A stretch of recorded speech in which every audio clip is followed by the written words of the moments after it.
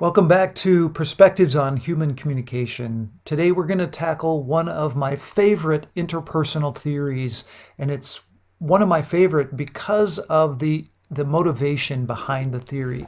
So this is Coordinated Management of Meaning by Barnett Pierce and Vernon Cronin.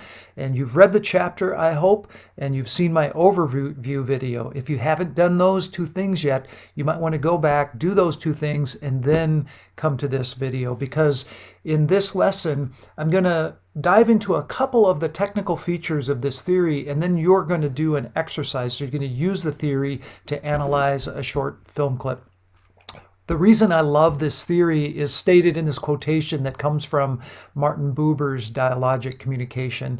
And the theory, the heart of the theory, is that we're trying to speak in a way that allows others to listen and listen in a way that allows others to speak. And I just love the heart and the motivation behind that concept. So we're going to dive into, again, a couple of the key concepts in this theory, that idea of the stories that we tell and live, and then this notion of what's called logical force or illocutionary force of the way that we speak. And we'll break down kind of the hierarchy of an interaction and the pieces that go into an interaction. And you're going to take that knowledge and then apply it to that film clip and try to understand it and interpret it using this theory. So remember that in Pierce and Cronin's theory, they're talking about an interactive process when people come together to talk. And so that's why they call it persons in conversation. And this Escher's animation of the bonds of union. Escher is an artist that was famous for creating artistic pieces, both physical art and drawings that showed levels of something, and that it was kind of a perpetual movement or a chain of events. So he's famous for that stairway that you're always feeling like you're going up, but you're never really, you're kind of always on the same level. But the stairs, you're always climbing the stairs, but then returning to the same spot. So Escher is famous for those kinds of art. And they wanted, that picture kind of captures their notion of people in conversation that are co-creating their reality and the meanings that they're involved in. So remember from the overview video that the CMM emphasizes that the experience of people in conversation is the primary thing that we do. That's a social process of human life. That's the primary way that we create meaning together.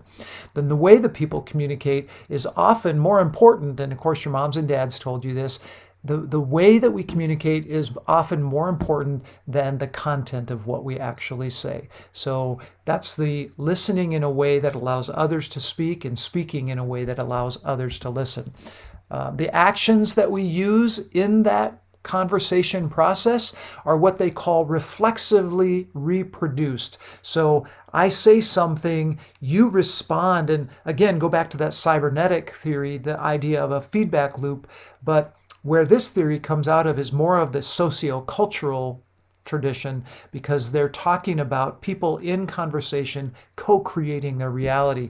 And so that reflexive action, that I'm always responding to you, you're always responding to me, and together we're arriving at a sense of meaning, or coordinating our meaning together. And then lastly, again, the social constructionists, CMM researchers see themselves as curious participants in a world that just has a lot of diversity, a lot of variety, a lot of pluralism in it, from people's backgrounds and experiences and understandings.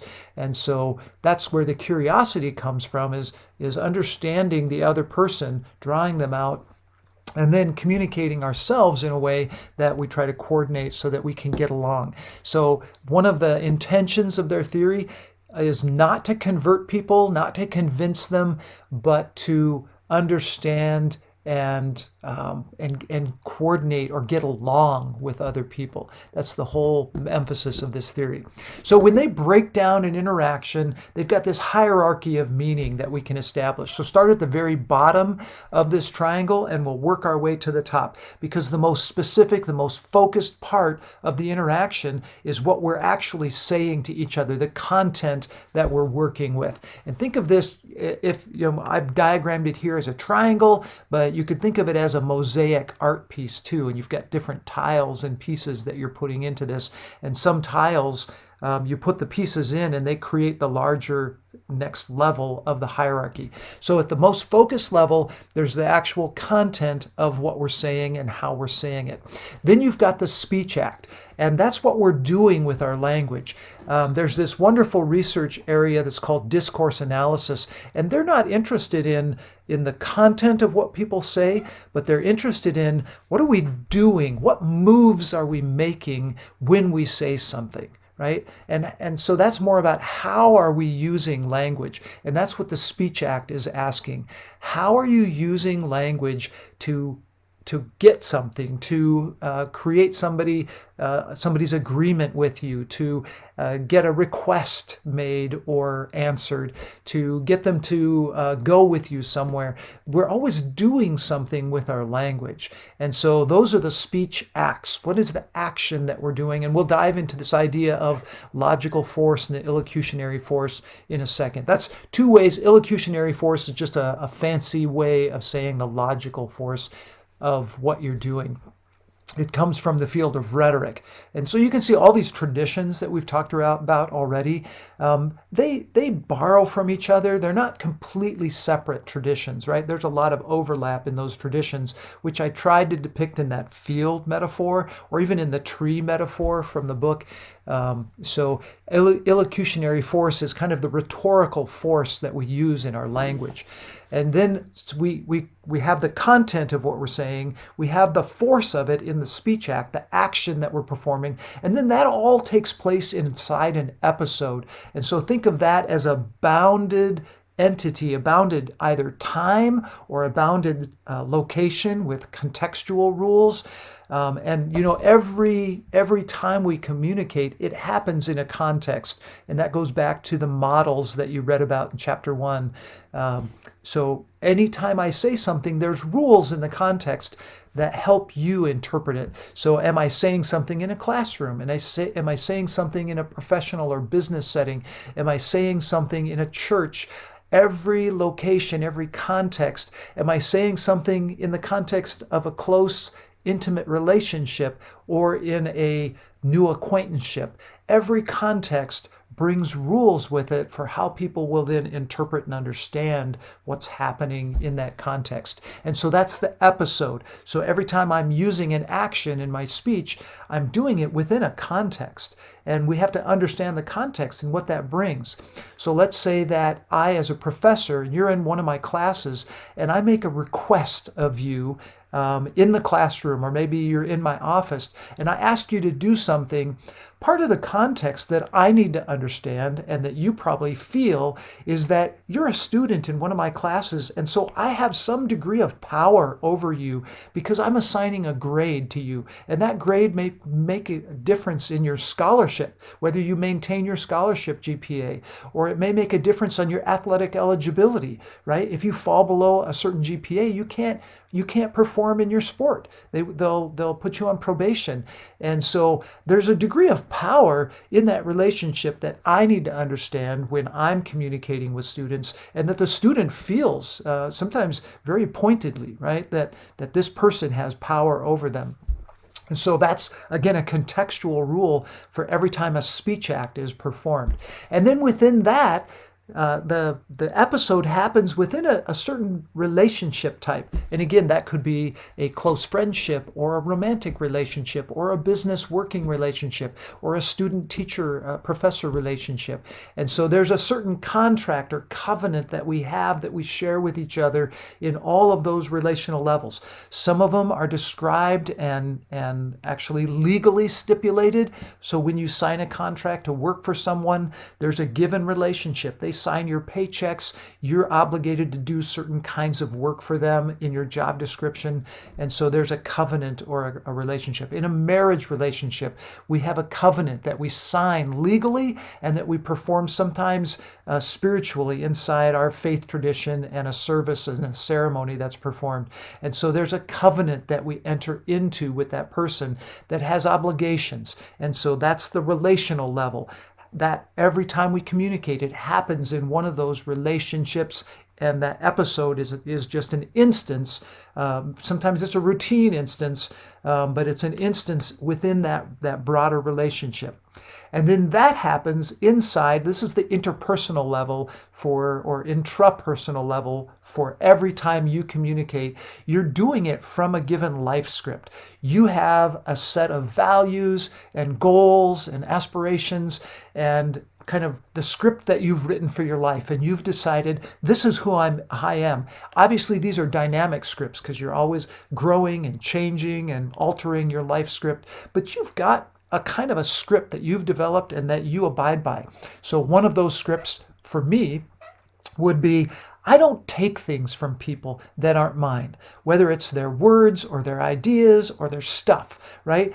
One of the things I love about Bethel is that people can leave their backpacks outside the DC and they have very little concern that somebody's going to take that, right? That is a life script that all the students at Bethel have in them. And then we've agreed upon that at the next level, that's a cultural pattern for Bethel. That's part of Bethel's ethos, is that we trust one another and that we trust our stuff, our computers and our books and all those things that you keep in your backpack, and you put those outside the DC and you enter into an agreement, part of it based upon that covenant, the relational covenant that you have with people that you know at Bethel, but also it's a life script that you share, that you don't take other people's stuff. And then that becomes a cultural pattern at the broader, that highest level that people enter into. So all of our communication, we're coordinating at all these levels. Do you see that? In the content that we create, in the speech acts that we're using, in the episodes, in those relational settings, in the life script that we share, and it emerges in terms of a cultural pattern. And so that's the kind of the breakdown of the levels that this thing happens in. And so you can analyze a piece of communication or a given interaction in communication into all these things. Okay, what are the cultural patterns that operate in that culture? How do people see themselves? What are the agreements socially that they abide by?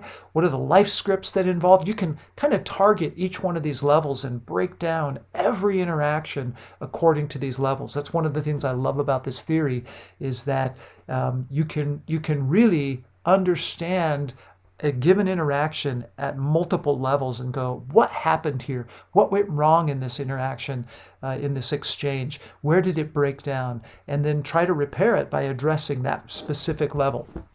All right, so one of the things they talk about is that this is a rules-based theory. And rules is not, don't remember back from chapter 3, rules are not the same as laws. A law operates at this very high level and that people have to abide by it. What they're talking about is rules that people create. Individuals, when we're interacting, part of how we manage and coordinate our action is by subscribing to these rules. So, for instance, they talk about having grammars in these interactions. And a grammar, as you can tell, comes from linguistics, that we have rules for how we use words, right? So in English, we have a subject, we have a verb, and we have an object that the subject is acting upon. And so Dick kicked the ball, right? So Dick is the subject, kicked is the verb, and then the ball is the object that Dick kicked, right? So you guys probably learned grammar like that as you were learning English and how to write. Well, the same thing applies to how we interact in communicative events. Well, every time we're using that set of grammars or rules, it has a certain logical force. So we've said, yes, this is how we're going to act, and we're going to use words and language in this way. And so logical force means the kind of obligation that I have to think and act in a certain way. So when somebody does something to you, there's kind of an informal rule that you can respond in kind. So if somebody's brutally honest with you, there's kind of an unwritten rule, a grammar that says, all right, they were brutally honest. They opened the door to that.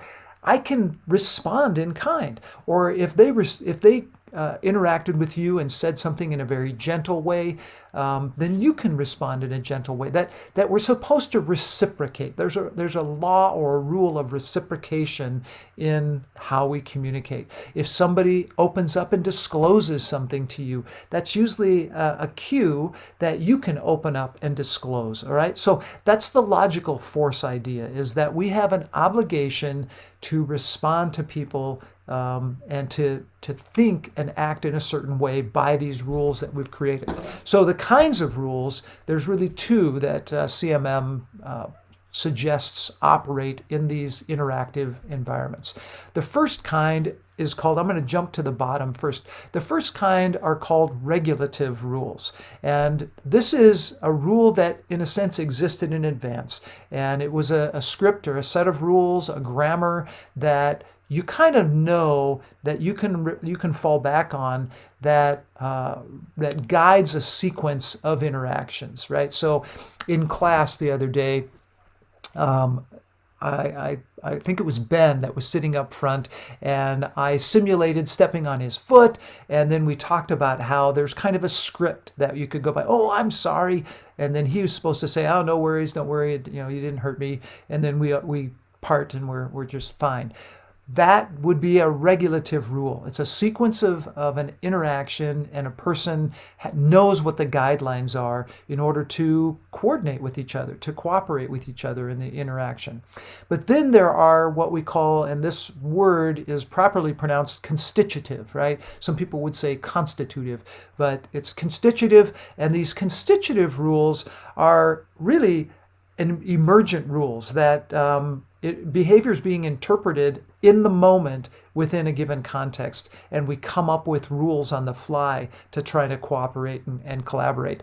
So this is, they use the metaphor of improv for this theory, that we're kind of improving to some extent in all of our interactions, and we're responding in the moment to something that's said, and we're creating meaning together. That's the constitutive way, or the co-creation way that this theory thinks about reality and creating of social reality, right? So we've got these two rules. Some are a set of guidelines. I always think of Pirates of the Caribbean there, right? When they keep to the code, and they're like, more like guidelines. And those are the regulative rules.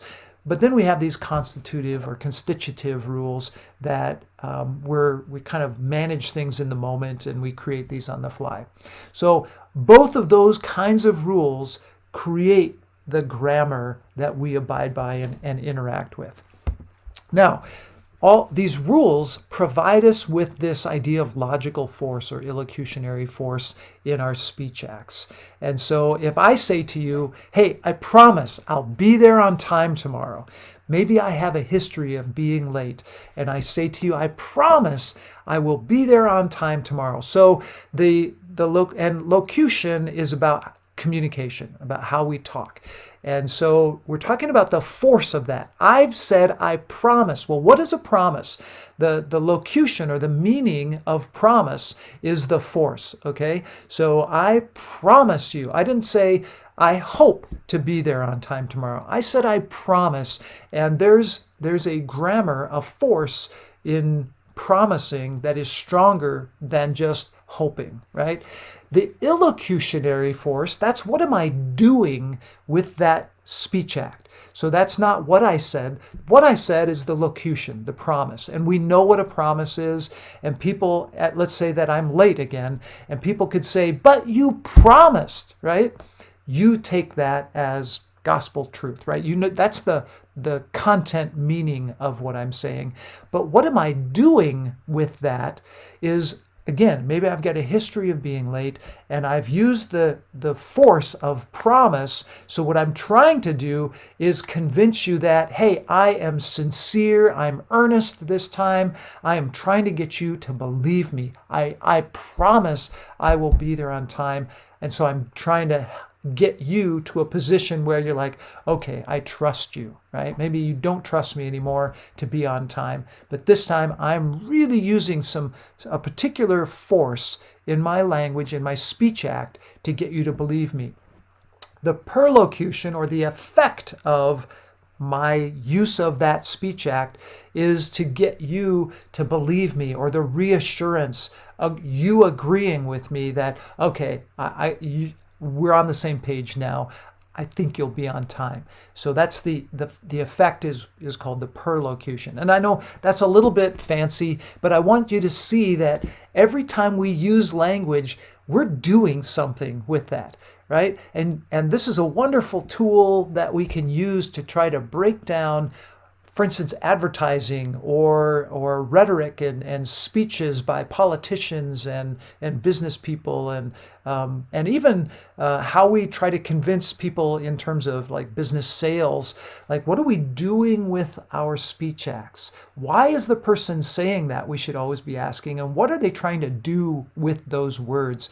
It's a wonderful analytical tool that can be used to understand communication. All right, so this goes to the point of how people are coordinating. And that's what this model, this theory is all about, is how people are trying to coordinate their interactions with other people. And so that gets to the stories lived and stories told. Now remember, the stories told are you making sense of your past communication experience and your stories, right? Stories told are things in the past, and they're the narrative that you spin that helps you make sense of it. And it's about establishing coherence in that narrative. Stories lived, on the other hand, is what's happening in the moment. It's you coordinating with the people that you're currently interacting with. So the coordination process is all about collaborating. That's the co-creating step in here.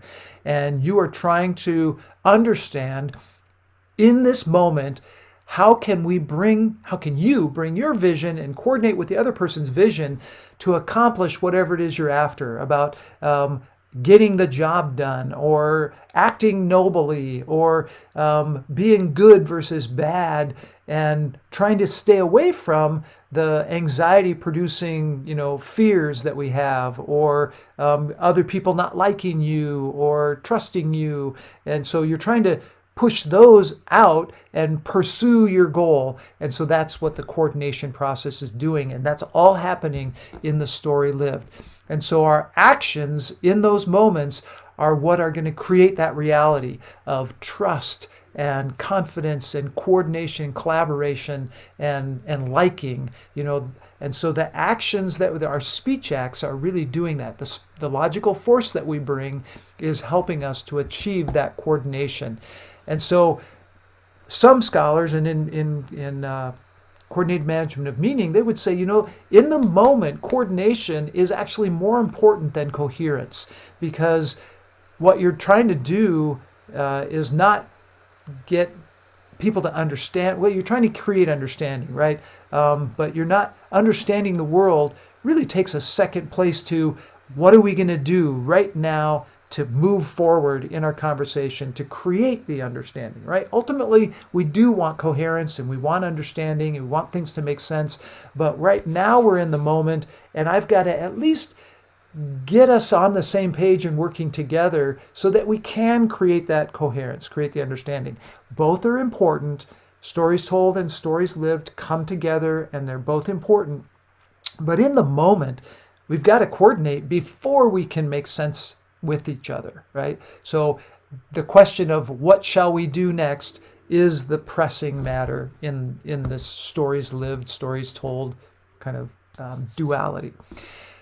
Now, Pearson and Cronin say that there's an inherent tension between these stories lived and stories told. We're always subject to the limits of our imaginations in our stories, right? And so the stories that we live are always performed in concert with other people, they say. And so there's always this tension behind the narrative that we've spun up to make coherence of our past and bringing it into concert with the other person's past and connecting. And there's always going to be a story, a tension there. The opening graphic that I had in my overview video was of Forrest Gump. And I love that movie. The book's not quite as good as the movie. I love that movie because Forrest is constantly living in the tension of the moment, his conversation, for instance, with the woman on the bus bench, on the park bench. He's in conversation in the moment, but he's making sense and spinning a narrative about something that happened in the past. And so there's always going to be some tension there because there's a little bit of disbelief as he's talking to the person in the moment, and he's trying to bring those together. So we need to live in that tension, right? And then sometimes the in the moment conversations and the coordination will cause us to reinterpret and adjust and revise our narrative of those stories told. And that's a normal thing. There's another dimension that has kind of added to the theory later, and that's what people call either the untold stories or the unknown stories, the things that we don't even know yet that we're gonna experience in the future. And some of them are untold because they're in the past, but we haven't factored them into our narrative, and the other person doesn't know about them. And then there's the stories that are unheard, and these could be silenced for any number of reasons. So it's not even that the people haven't told them, but that story is just unheard. They're not at a place where they can hear it, or they're being silenced for some societal or personal reason. And so these stories untold, stories unknown, stories unheard is kind of the element of mystery in this theory. So we've got the known, the story told, and the one that's playing out in the story lived. But then there's this element of mystery, and several theories, interpersonal rhetoric theories, make room for that mystery element. Interpersonal theories sometimes talk about in certain terms of our self and understanding. Is there parts of our self that we don't know? There's parts of our self that we disclose. There's parts of our self that we hide, and then there's parts of our self that we haven't tapped into yet. And we'll talk about that in another theory that's coming up. This theory has the same element of mystery. So here's the film clip that I want you to use these concepts to analyze. We've got two characters here, and they're in a romantic relationship. They're currently having an argument. Why do I keep putting you into these scenarios where couples are having arguments? I don't know. Conflict is interesting, right? And so I'm going to play this for you. I don't know if you can find this online or not. I ripped this from my DVD, but I'm going to play this clip for you and let you watch it. And then in your comments, one of your comments in this perusal, I want you to analyze what's going on here using CMM to make sense of it. We've got two characters. They've got stories told rather. They've got a story lived that's unfolding right here. Watch how they talk about their stories told, bring it into the story lived, and then analyze or look at. You can use that triangle, the hierarchical triangle, and talk about where's this breaking down at what level. You can talk about the logical force of what they're saying and how that's fitting the context and in being interpreted in the context. There's lots of directions you could go with analytical insight to try to explain, okay, what's happening here, what's taking place in this conflict. So I'm going to play this for you. Hopefully it comes through in the video clear enough, and then we'll wrap this up and you can get to your analysis.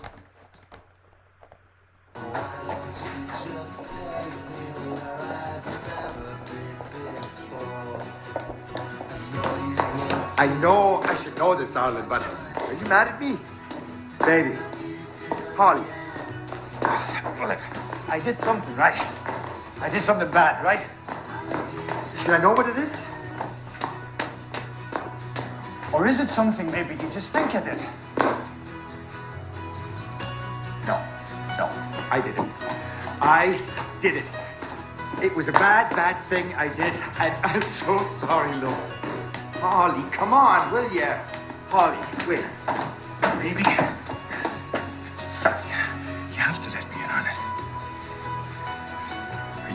over in the apartment before you talk to me? Or are you gonna make me sleep in the bathtub again?